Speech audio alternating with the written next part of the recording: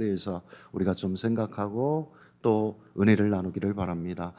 지난번에 사람들이 살아가면서 변명할 수밖에 없는 게 과거의 일들에 대한 이야기들을 변명합니다.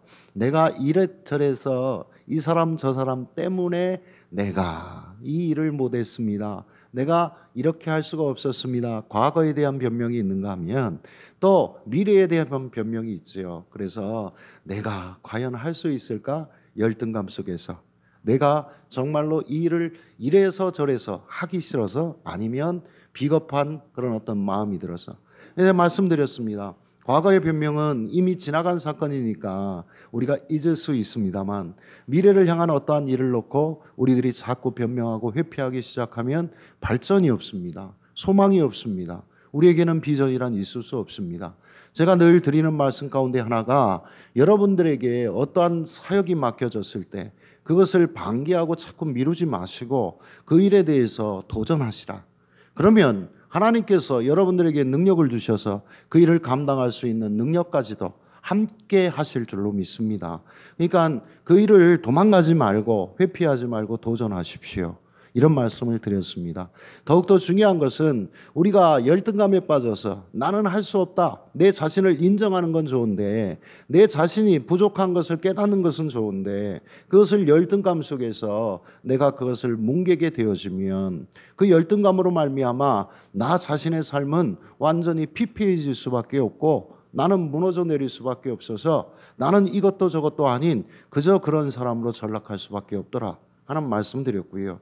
또 한 가지는 너무나도 내 자신의 능력에 대해서 교만해서 나는 다 할 수 있다 이렇게 되어져서 누구도 믿지 않겠다. 나는 내 힘으로 능력으로 모든 것을 할 수 있노라 다짐하다 보면 그 스스로가 사단의 역사로 말미암아 걸려 넘어지듯 그들의 삶은 더욱더 나락에 빠지기 쉽더라. 이런 말씀도 드렸습니다.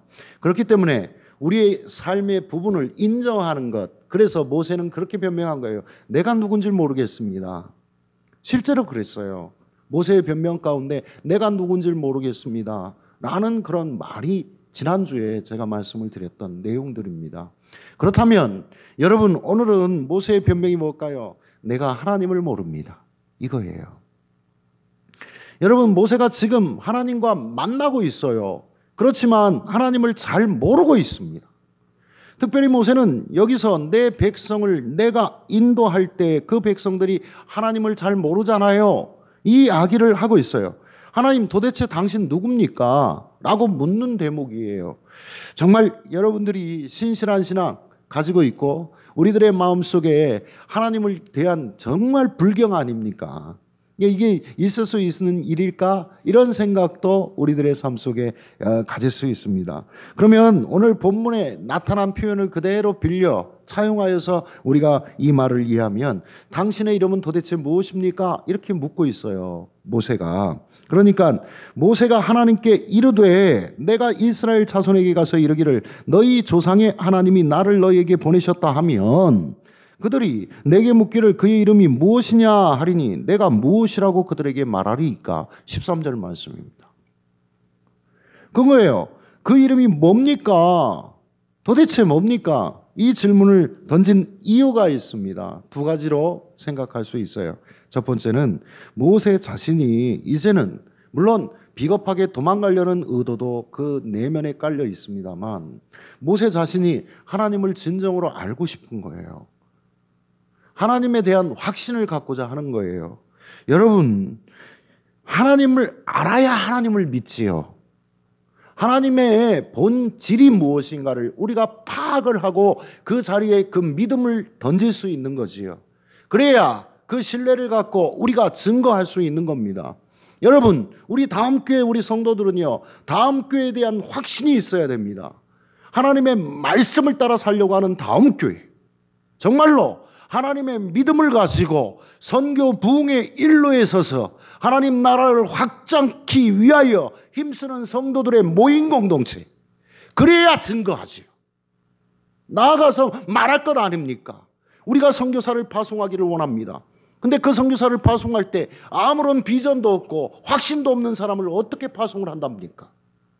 어느 자리 어느 곳에 가서 죽을 각오를 하고 그 하나님의 사랑, 나를 구원하신 그 사랑이 너무나 놀랍고 커서 그들 앞에 나아가서 아무도 예수의 옛자도 모르는 그들에게 복음을 들고 내가 당당해야, 내가 믿음이 확신이 있어야 그들에게 예수는 내 구주요, 나를 구원하시고 당신도 구원하신 자요, 그러니 예수를 믿으시오 라고 얘기를 할 수 있는 것 아니겠냐고요.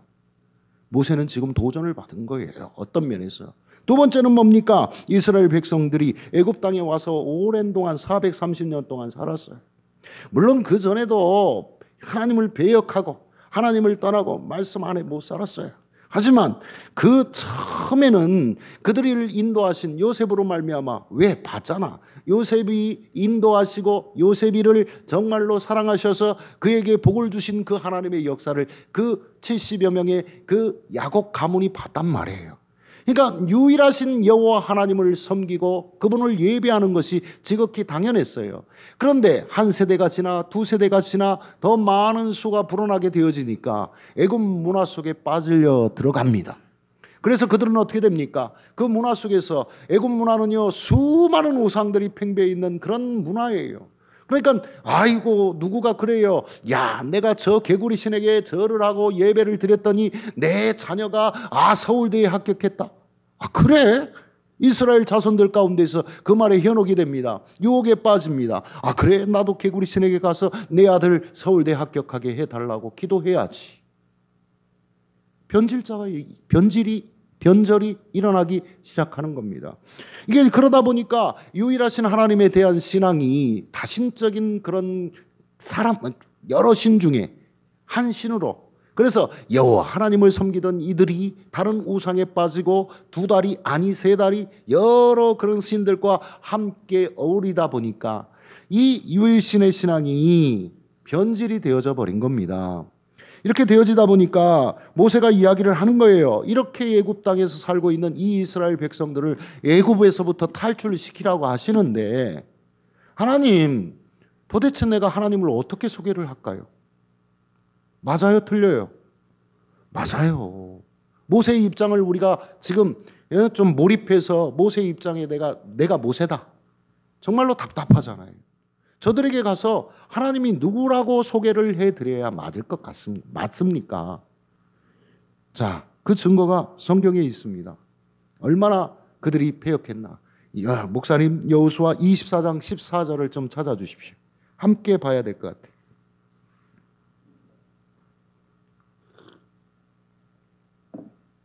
여호수아 24장 14절에 그 증거가 있어요. 함께 봅시다. 다음 제가 이제 미리 드려야 될 모양입니다. 죄송합니다. 함께 읽습니다. 시작.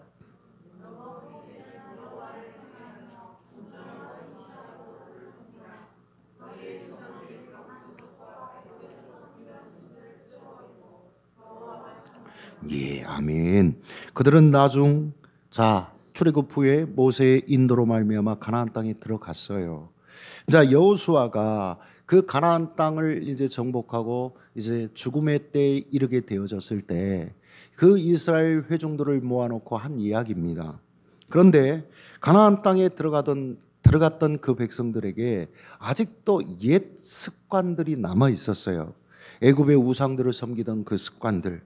그래서 여기서 무슨 말이 나오는가를 좀 이 14절 여호수아서를 보면 알 수 있어요. 뭐라고요? 애굽에서 섬기던 신들을 치워버리라, 이렇게 얘기를 해요. 아직도 남아있던 거예요. 애굽 땅에서부터 섬겼던 신들을 그 40년 동안 끌고 왔어요. 또 계속. 이게 참 답답하지 않습니까?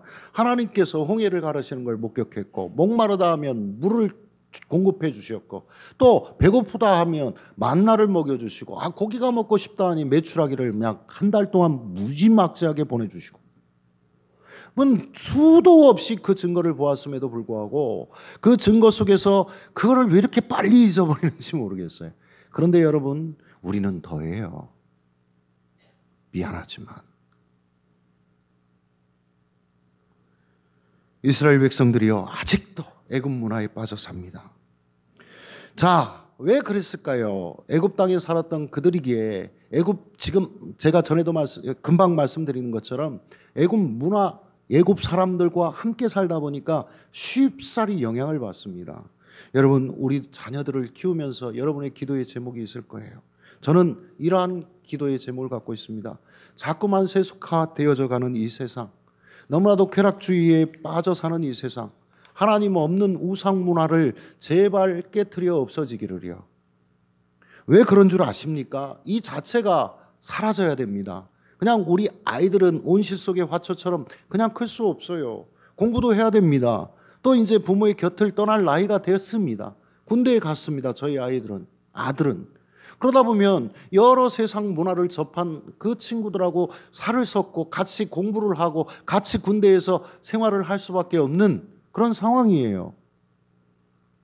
그 문화가 없어지지 않는 이상 그들이 갖고 있는 우상의 문화, 쾌락의 문화, 그러한 문화 속에 젖어서 자연스럽게 접할 수밖에 없으니 보통 아이들이 아니면 이 시대 속에서 견뎌낼 수 없습니다.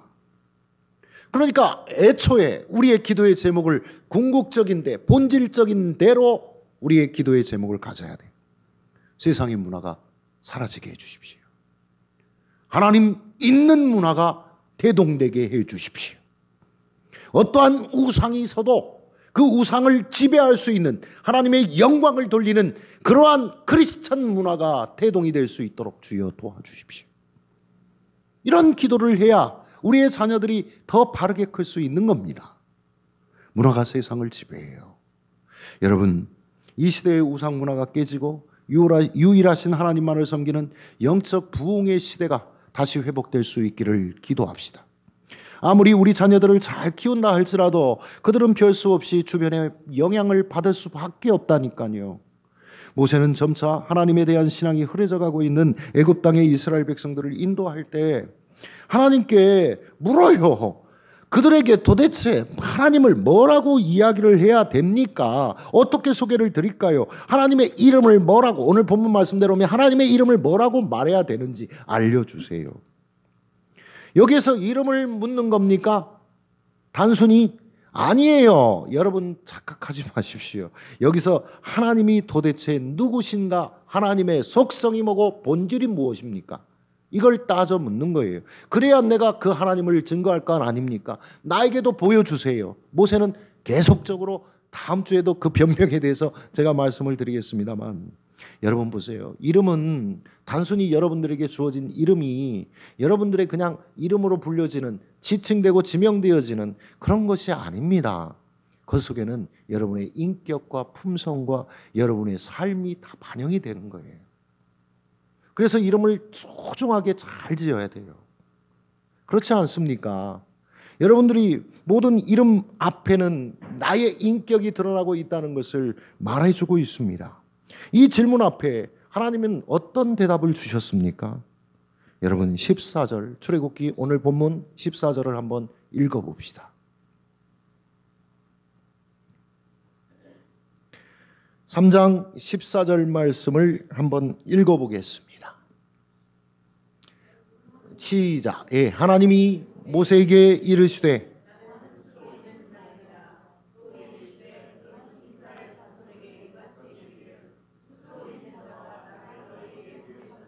아멘. 하나님, 당신의 이름이 무엇입니까? 하나님, 당신은 누구십니까? 하나님께서 응답하시며 뭐라 말씀하셨지요? 나는 스스로 있는 자이니라. 여기에서는 그 영어를 함부로 쓰면 안 돼요. 우리 교회에서는 영어 강사분들이 몇 분 계셔가지고 큰일입니다. 근데 오늘 좀 영어로 말하면 이걸 투비 동사라고 한대요. 이 투비 동사가 뭔지 나중에 이제 장은경 집사님이나 우리 함성주 전사님에게 여쭤보시기를 바라고, 투비 동사인데요. 우리 참 고은정 자매에게 물어보시든지 하시면 되고요. 그런데 이 동사는 세 가지 시제를 다 포함하고 있답니다. 과거, 현재, 미래 시제까지. 아시겠습니까? 그래서 나는 있었던 자다라는 뜻도 되고, 나는 지금 있는 자다라는 뜻도 되고, 나는 미래에도 함께할 거다라는 그런 뜻도 된답니다. 참 힘든 번역입니다. 그러므로 스스로 있는 자라는 번역에는 이 모든 것이 내포되어 있습니다. 하나는 또 있을 자. 그래서 나는 있어서 있다도 맞습니다. 계속 있는 겁니다. 나는 지금 있는 자일 뿐만 아니라 앞으로도 있을 자, 과거에도 있었고 지금도 있고 앞으로도 있을 자, 이런 의미를 담고 있다는 것을 아셔야 됩니다. 그러니까 이것은 하나님은 과거에도 계셨고 지금도 계시고 또 앞으로 계신다, 이런 뜻이에요. 잊으면 안 됩니다. 이 말은 하나님의 어떤 속성을 말하는 걸까요? 영원성을 말하는 겁니다. 하나님은 스스로 계셔서 태초부터 계셨다. 이 이름 속에 이 나는 스스로 있는 자라는 말 속에 이미 하나님은 창조주 이미 들어가 있는 거예요. 그리고 앞으로도 계속 있을 거예요. 끝날까지. 그러니까 심판 주의심도 이 안에는 내포되어 있는 거예요. 하나님은 계속 계세요. 그리고 또 하나님은 자, 이렇게 계속 계시니까 아브라함 너희의 조상 한 500여 년 전에 있었던 그 5, 600년 전에 있었던 그 아브라함 너희의 원조상, 그 조상하고 약속했어. 그 아들 이삭에게도 약속했어. 자, 야곱에게도 약속했어. 요셉에게도 약속했어. 오늘 너희들에게도 약속해. 내가 그 약속을 기억하고 반드시 지킬 거예요. 신실하신 하나님. 그것을 얘기하는 거예요, 이 말씀 속에는. 그리고는 더 중요한 것은요, 그분은 스스로 계시기 때문에 자존자세요. 누구를 의존할 필요가 없습니다. 하나님은 독립적인 존재인 겁니다. 그런데 우리 인간은 하나님을 의존하지 않고는 살 수가 없습니다. 이 차이가 있습니다. 그렇기 때문에 우리는 겸손하게 무릎 꿇어 나는 피조물입니다, 창조주 앞에 고백해야 됩니다, 늘. 그래야 교만하지 않지요. 우리는 의존되어 있는 존재이고 의존하지 않고는 살 수가 없는 존재임을 분명히 인식하십시오. 그러면 여러분에게 어떤 문제가 찾아올 때 간단해집니다. 아, 나에게 문제가 찾아온 건 나를 괴롭게 하는 어떤 악마적인 요소가, 사단의 역사가 나를 괴롭게 하게 하는 거구나. 아, 그러면 나의 절대자 되시고 나의 창조자 되시고 나의 조성자 되신 창조주 하나님 앞에 무릎을 꿇으면 되잖아요.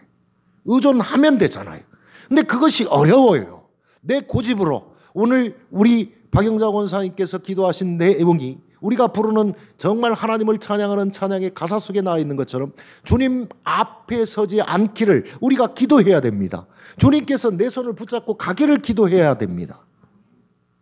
그게 어렵지요. 왜요? 그렇게 하고 싶은데 내 마음은 원이로되 내 육신이 약하여.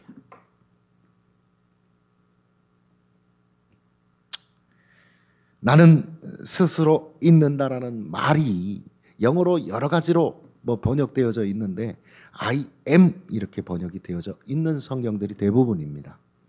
여러분, I am이란 무슨 말입니까? 나는 있다, 이런 말이거든요.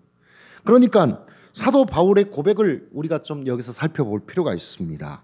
제가 여러분 성경을 찾기 어려우니까 뭐라고 얘기했냐면 나의 나된 것은, 이렇게 하면 좀 대답을 나올 줄 알았더니 나의 나된 것은, 알면서 모른 척하고 딴짓하고 있었, 딴 생각하고 있었죠. 그게 나의 나된 것은 하나님의 은혜라, 이렇게 고백을 했던 것을 볼 수 있습니다. 이 말은 내가 존재하는 그 자체는 하나님 은혜 때문입니다 라는 고백이에요. 그러니까 하나님께서는 나는 있다라고 말씀하십니다. 그죠? 그런데 바울은 나는 하나님의 은혜 때문에 존재합니다, 이렇게 고백합니다. 차이가 있네요. 아주 재미있는 말이 되어진 거예요. 바울의 고백이 우리의 고백이 되어져야 되는데 그 전에 하나님께서는 스스로 계십니다. 그렇기 때문에 누구를 의존할 필요가 없습니다. 자존자시니까요. 그렇다면 우리는 누구 때문에 존재하는 겁니까? 바울의 고백을 생각해 봐요. 하나님 때문에. 하나님 때문에 우리는 존재하는 거예요. 하나님께서 스스로 계십니다. 그렇지만 우리는 스스로 계신 하나님 때문에 존재합니다. 이것을 인정하면 우리의 삶이 달라지죠. 우리는 하나님을 의존하지 않으면 잘 될 수 없는 존재들이에요. 하나님을 의존하지 않으면 살아갈 수가 없는 존재예요. 하나님을 예배하지 않으면 우리의 삶은 아무리 내가 잘 되어지는 것 같아도 안 돼요. 내 체험이 그래요. 나의 삶이 지금 뭐 매일같이 매 순간마다 하나님을 의존하고 사느냐? 저는 목사지만 거짓말 못하겠습니다. 그렇게 못 삽니다. 그러나 우리는 스스로 홀로 계신 하나님, 그는 영원하신 분, 그는 약속에 성실히 지키시는 분, 그는 전지하시며 전능하신 분, 스스로 있는 자, 그분을 의존하고 살 수밖에 없습니다. 노력해야죠. 기도해야죠. 나아가야죠. 자꾸 하나님께 가야지요. 근데 이 스스로 있는 자라는 말을 감히 여러분 자꾸 그 하나님의 이름 갖고 그 2단이니 3단이니 그러지 마시기를 주의 이름으로 축원드립니다.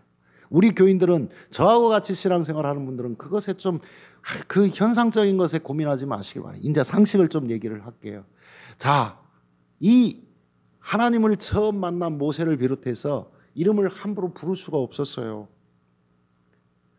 하나님께서도 이름을 분명하게 말씀해 주시지 않았어요. 스스로 있는 자라고만 하셨을 뿐. 그러니까 하나님께서 말씀해 주신 것도 그렇고 이 이스라엘 백성들의 이 유대인들의 신앙 속에는 뭐가 있었냐면 하나님의 이름을 부르는 것이 불경이에요. 그래서 그냥 아도나이, 야훼, 여호와 이렇게 부를 수밖에 없었어요. 그분을 높여 부르시면 그분 이렇게 부른 거예요. 그런데 여러분 천주교회는 하느님이라고 부릅니다. 우리는 하나님이라고 부릅니다. 어떤 게 맞아요? 둘 다 맞아요. 상관없어요. 여러분의 마음속에 우리 이 하나님이라는 말은 유일하신 분이라는 뜻이고요. 하느님이라는 분은 하늘에 계신 분 이런 뜻이에요. 그러니까 둘 다 맞지. 성경 말씀이 맞지. 하늘에 계신 하나님 우리 고백해요 안 해요? 이렇게 되어진 거예요. 그러니까 자꾸 그런 거 갖고 고민하지 마 좀 제발. 본질은 자꾸 빼놓고 그 이름 때문에 싸움 좀 하지 마. 얼마 전에 남북 공동 기도주일 우리 8.15 기도했죠. 우리 교회에서. 제가 원래는 한국 조선 그리스도 교회 연맹과 한국 기독교 교회 협의회가 같이 그 기도문을 만들어서 내려왔어요. 여러분들이 수없이 하나님 하나님 하고 불렀죠. 근데 저는 감히 거기에 기록된 대로 쓸 수가 없었어요. 그래서 하느님을 하나님으로 다 고쳐서 여러분들과 함께 고백기도 드린 거예요. 그럼 그 이단이 제발 그런 모습들 속에 매몰되지 마시고 발전적인 삶을 사시길 주의 이름으로 축원드립니다. 하나님이에요. 그래서 이들이 이렇게 불렀어요. 그런데 하나님은 누구냐라고 또 모세가 물었을 때에 하나님이라고 대답해라. 하나님이 누구냐라고 묻거든 하나님이 스스로 있는 자다라고 그 대답하라. 이렇게 말씀하고 있는 거예요. 우리가 믿는 하나님 그분은 여호와이십니다. 내가 그 여호와를 아는 자가 되었다는 사실로 인해서 나는 하나님을 높이 찬양할 수밖에 없습니다. 왜요? 여러분, 다른 신들은 만들어진 것들이에요. 여러분 보세요. 개구리 신, 개구리 형상을 따서 만들어진 신이에요. 여러분 시편이나 잠언을 보게 되어지면 큰 나무를 하나를 잘라요. 반절은 집을 짓는 그 기둥으로 세웠어요. 반절은 뭐를 만들어요? 우상을 만들어요. 그리고 한간에 집을 짓는 기둥 앞에 가서 절을 하는 사람이 누가 있습니까? 똑같은 나무에서 나온 우상 앞에 가서는 절을 해요. 여러분 큰 돌을 하나를 잘라요. 그리고 하나를 잘라서는 건축을 하는 주춧돌을 삼아요. 그리고 하나는 잘라갖고는 거기다가 형상을 새겨요. 그리고 그 돌 앞에 가서 절을 해요. 이것처럼 어리석은 사람들이 어디 있습니까? 간단하잖아요. 성경이 말을 해주잖아요. 우상이란 다 만들어진 거예요. 그런데 우리 하나님은 스스로 계십니다. 그 말씀이 우리들 인하여서 얼마나 하나님을 믿는다는 것이 우리에게 얼마나 큰 특권인가를 여러분들이 인식해야 돼요. 그러면 여러분의 입에서 찬양이 안 나옵니까? 하나님의 이름을 부를 때마다 기뻐하지 않을 수가 없는데요. 여러분들이 감사가 안 나옵니까? 하나님께서 스스로 계심으로 인하여서 여러분들에게 돌아오는 수많은 복이 얼마나 큰가를 생각하십시오. 그렇기 때문에 하나님만 생각하면 감사할 수밖에 없는 거예요. 여러분 시편 9편 10절을 한번 찾아봅시다. 이것은 꼭 같이 봅시다. 시편 9편 10절. 시편 9편 10절. 네, 읽습니다.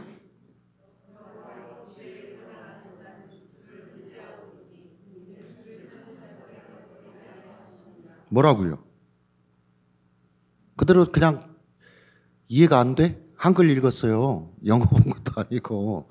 여러분 헬라어 본 것도 아니고 히브리어 본 것도 아니에요. 내가 오늘 하나님의 이름을 알게 되었습니다. 그래서 주의 이름을 알게 되었더니 이 시편의 기자는 이 사람들은 주님을 의지하는 사람입니다. 그렇기 때문에 그대로 읽으면 되잖아요. 주를 찾는 자를 절대로 주는 버리지 아니하십니다. 이런 뜻이에요. 주의 이름을 안다는 것이 무슨 뜻인가 아시겠습니까? 이렇게 되어진 거예요. 그래서 우리는 시편 기자와 더불어서 늘 고백해야 됩니다. 여호와여, 주의 이름을 아는 자, 저는 주를 의지합니다. 그러면 주님은 나를 버리시지 않아요. 스스로 창조자 되신 분, 전지전능하신 분, 영원하신 분, 약속을 하시면 반드시 지켜주시는 분, 나를 조성하신 분, 나를 인도하시는 분, 나의 삶의 주관자 되시는 분, 그분이 나를 버리시지 않는데 내가 어찌 못 살겠습니까? 잘 살 수 있어요. 우리 청소년들 정말 하나님을 의지하고 살아야 돼요. 주님 밖에는 없어요. 여러분 다니엘서 11장 32절을 보니까 이런 말씀이 있습니다. 그가 또 언약을 배반하고 악행하는 자를 속임수로 타락시킬 것이나 오직 자기의 하나님을 아는 백성은 강하여 용맹을 떨치리라. 아멘. 아멘. 내가 믿고 있는 하나님, 그분이 여호와이십니다. 그분은 우리에게 스스로 계십니다. 시간을 창조하셨습니다. 역사의 주관자입니다. 전지전능하십니다. 약속을 반드시 지킨다고 말씀드렸습니다. 그분이 나의 하나님입니다. 그 여호와가 나의 하나님이 되셨다는 말씀이 어떻게 됐습니까? 내가 하나님의 백성이 되었고 그분의 자녀가 되었습니다. 그렇더니 강하고 용맹을 떨칠 거라고 다니엘 기자가 우리에게 말씀해 줍니다. 든든합니다. 안 든든해요? 든든하지 않지요? 든든합니다. 하나님의 백성은 그래서 늘 강합니다. 그들은 용기 100배 합니다. 어떠한 어려움이 닥쳐도 뒤로 숨지 않습니다. 그것을 맞서 당당히 싸워나갈 수 있습니다. 하나님이 내 편이시니까. 인생의 싸움을 반드시 승리할 줄로 믿습니다. 모세는 이 말씀을 들었을 때 아직도 변명을 계속합니다. 아직 확신이 없습니다. 인생의 앞길에 어려움이 많습니다. 모세를 하나님께서는 바라보시며 그에게 이렇게 예고하십니다. 오늘 본문 18절을 한번 볼까요? 3장 18절입니다. 왔다 갔다. 오늘 저는 강해를 하니까 왔다 갔다 합니다. 성경을 좀 찾아보십시다. 3장 18절 읽습니다. 시작.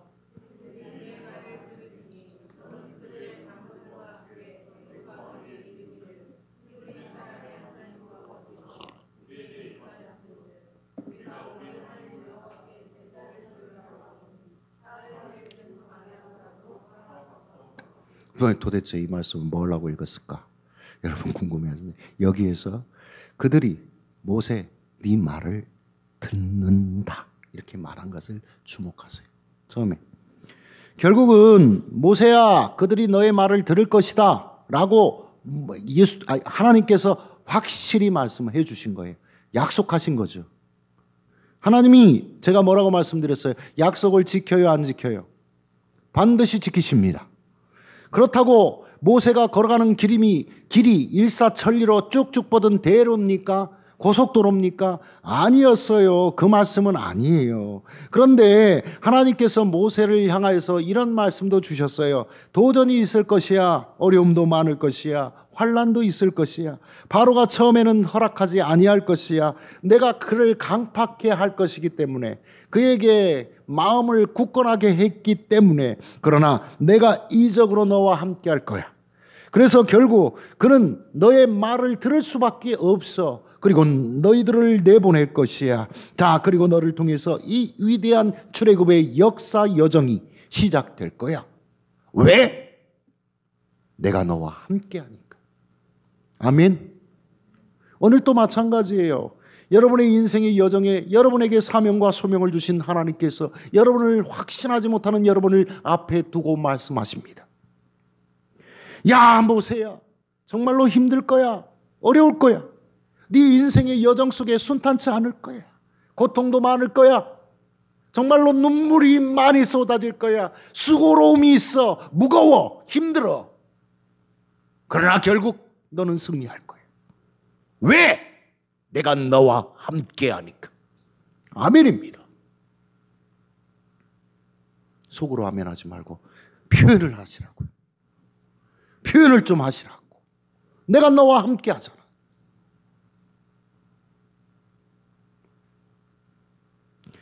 지금 오늘 이 현장, 이 역사 가운데서 각 사람을 향한 하나님의 소명이 있습니다. 여러분과 저의 인생을 향한 소명이 있습니다. 하나님께서 우리를 통해서 하시고자 하고 싶은 일들이 있습니다. 정말로 하나님께 이 인생의 여정을 하나님께서 우리에게 맡기시면서 두 가지 중요한 것을 우리에게 말씀하십니다. 바로 나를 알고 하나님을 아는 겁니다. 그래야 내가 이 세상을 용기를 갖고 살아갈 수 있는 거예요.